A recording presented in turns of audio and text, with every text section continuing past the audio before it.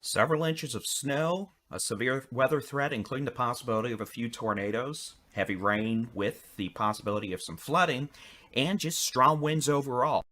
That's what we have to deal with in Texas over the next 48 hours. We've got a lot to talk about. Let's do it in today's Texas Weather Roundup.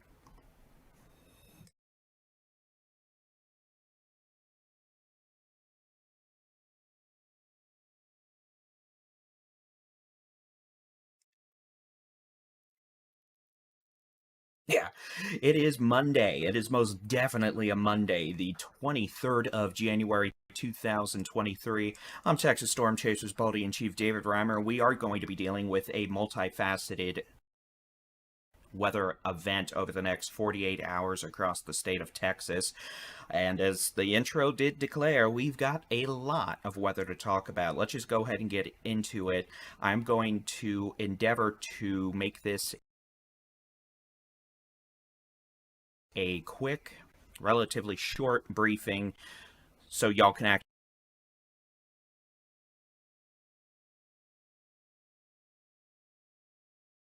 get through it without it being 10 minutes, and we can do a nerdy longer discussion later today in all likelihood. So let's just dive on in. We're going to go over the specific threats, then the timing aspects. So let's start off with the rain flooding issue. There is the potential for 2 to 3 inches of rain across the upper Texas coast, southeast Texas into the Golden Triangle, and East Texas tomorrow. Locally, higher amounts over 3 inches are possible, especially between Houston and Beaumont. There is the potential for isolated, localized flooding. That would include street flooding, rises on creeks, streams, etc. Now, a good thing about storms tomorrow afternoon is we're going to have a fairly strong line of storms go from west to east, but those will be moving pretty quickly, so that will help knock down some of the flooding threat. But overall, we are expecting very efficient rainfall producers with the strongest activity tomorrow. Speaking of storms, this is the severe weather outlook from the Storm Prediction Center. We're going to be taking more of a regional view with this versus a state view.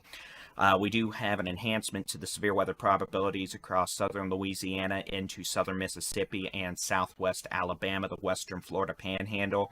Here in Texas, we have a possibility for a few severe storms tomorrow afternoon along the upper Texas coast, essentially from Victoria up into the Houston metro, all the way over to the Beaumont area. In orange, you'll note level 1 and level 2 risk. It just means a few severe storms are possible. Specifically for tornadoes, the highest threat for tornadoes will be east of Texas tomorrow in all likelihood, but there is a very low to low threat for a few tornadoes in the same areas I just mentioned here in Texas tomorrow afternoon. And we really are going to have to keep an eye on the coast tomorrow afternoon, as there are some indications we're going to see some fairly unstable air make it just inland. Now, we're going to have a lot of wind shear tomorrow.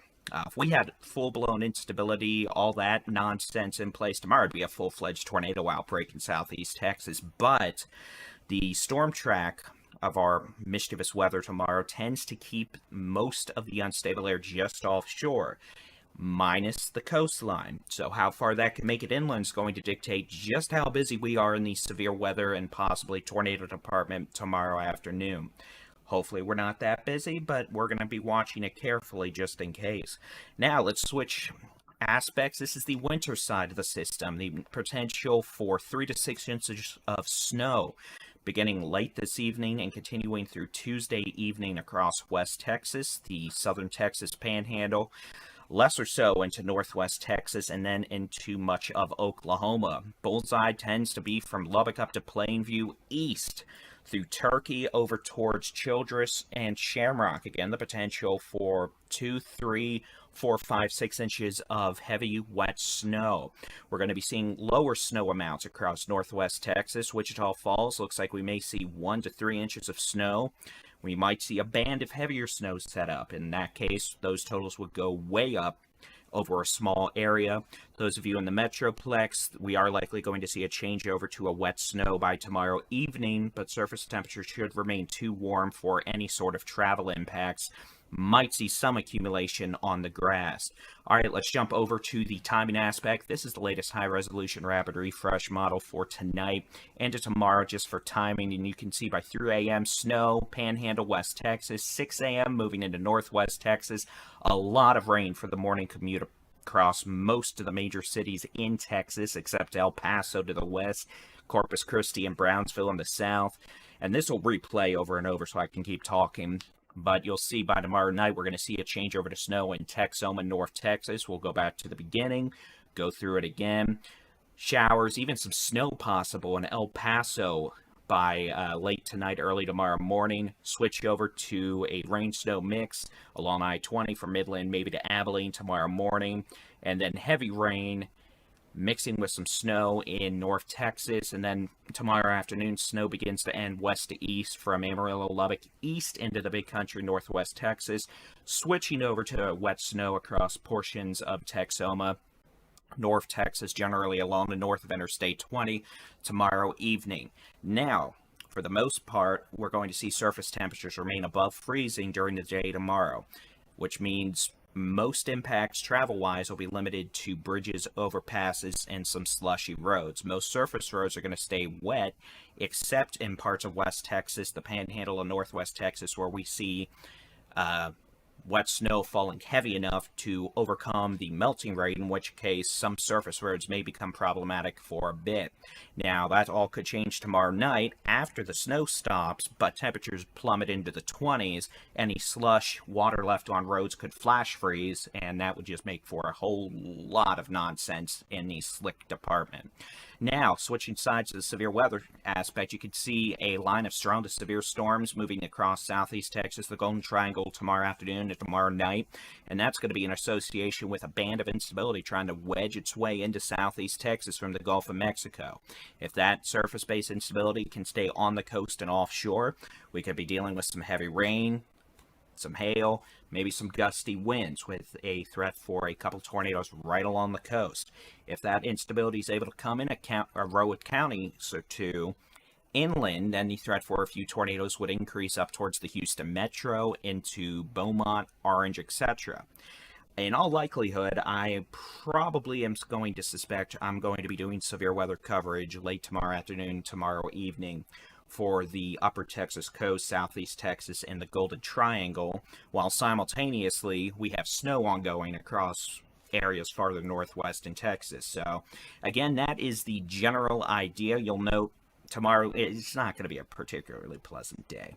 And then we'll see storms exit our region hopefully by about 8 p.m. moving east, wrap around precipitation on the backside of the low pressure, maybe some snow in Texoma, North Texas, Northeast Texas, with little accumulation maybe on some grassy surfaces and elevated objects. Tomorrow evening, but coming to a conclusion by early Wednesday morning. So again, it is going to be a busy next 48 hours. Mother Nature will throw a few surprises at us. We all know forecasting winter weather in Texas is like trying to, well, apparently kick a football in the Cowboys game last night, but we're not going to go down that road. So again, there will be a few surprises. Don't be surprised if there's some changes. And we are going to need to keep an eye on where we might see some heavier bands of snow set up in that overall region of snow tomorrow. And that's where we could see some heavier snow totals, maybe 5-6+ inches. But that, again, will be more of a isolated circumstance versus, a whole lot of folks getting a bunch of snow. So, hey, you know what? At least it's not a hurricane, so we'll be keeping an eye on things. We encourage y'all to do the same. You can keep an eye on the sky with the free Texas Storm Chasers Interactive Weather Radar on our website and in our free mobile app available on the Apple app and Google Play stores. Looks like I barely kept this under 10 minutes. I tried, but all right, we will probably be doing a live video update by this evening with the latest forecast information. We'll see if meteorologist Jason Cooley cranks out any videos this afternoon just to cover anything he might wish to do so. Otherwise,